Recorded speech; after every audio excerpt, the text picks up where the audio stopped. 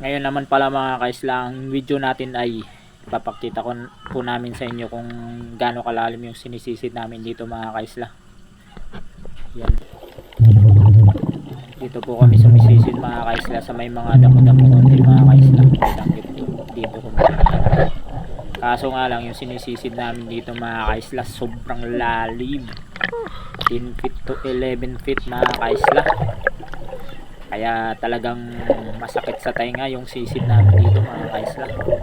Kaya mga kaisla, pinapakita lang natin kung gaano kalalim yung sinisisid namin dito mga kaisla. Hawak-hawak ko pa yung lubid ng bangka. Tapos naman ngayon dito mga kaisla, papakita din natin yung kapatid ko na kasama ko ngayon na sisid ng gabi.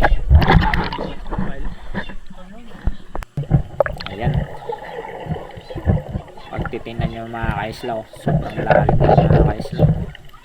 Talagang tumataginting yung tenga mo dyan mga kaisla. Kasi malalim ngayong dagat. Kaya kailangan mapabaan ng hangin dyan. Tingnan mo, agaw hininga yung kapatid ko mga kaisla. Dito naman mga kaisla, may danggit dito mga kaisla. Tingnan nyo, naka sa gilid. Parang nasa gilid lang ng kalsada, nakadikit mga kaisla. Kaya pag hindi mo mapansin. Dito naman maganda sana yung spot na to kasi malalaki yung danggit. Ang problema nga lang hindi marami yan kasi wala dito sa damo. Yan, dalawang peraso, magkadikit lang. Pwede na rin pang ulam. Samantalang lumalangoy pala ako dito mga kaisla, napansin kong may sea snake pala dito. Ayan oh. Hindi ko na ginalaw mga kaisla, baka babanatan na naman tayo ng sea snake na yan. Ayan mga kaisla, nakaano lang sa gilid yung danggit.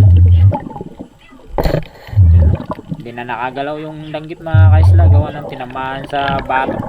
Talagang saan yung pagkaano sa kanya. May isa pa palang katabi to, kaso hindi masyadong malaki yung gawa na. Dito naman pala mga kaisla, may napansin kami dito mga kaisla. Kaya naman ay uli natin. Tawag namin yan mga kaisla sa amin ay kasag. Sa mga Cebuana naman ay lambay. Yan ang tinatawag nila na lambay. Kaso nung inipit ko mga kaisla, talagang nakawala pa, lumangoy. Buti na lang nasundan namin dito ng kapatid ko. Ayan, inilawan ng kapatid ko. Ayan, huhulihin ko ulit dito. Talagang maliksi yung crab na to. Ayun, lumalaban mga kaisla. Malalim pa naman yung sinisid natin yan mga kaisla. Kaya pa, muntik na maubos yung hangin ko dyan. Buti na lang, naiipit ko pa. Ayun, malaki. Kaya panalo na naman yung ulam natin dyan. Libre na naman yung crab na huli natin. 2 piraso yan mga kaisla. Kaya thank you for watching mga kaisla. Sa susunod na video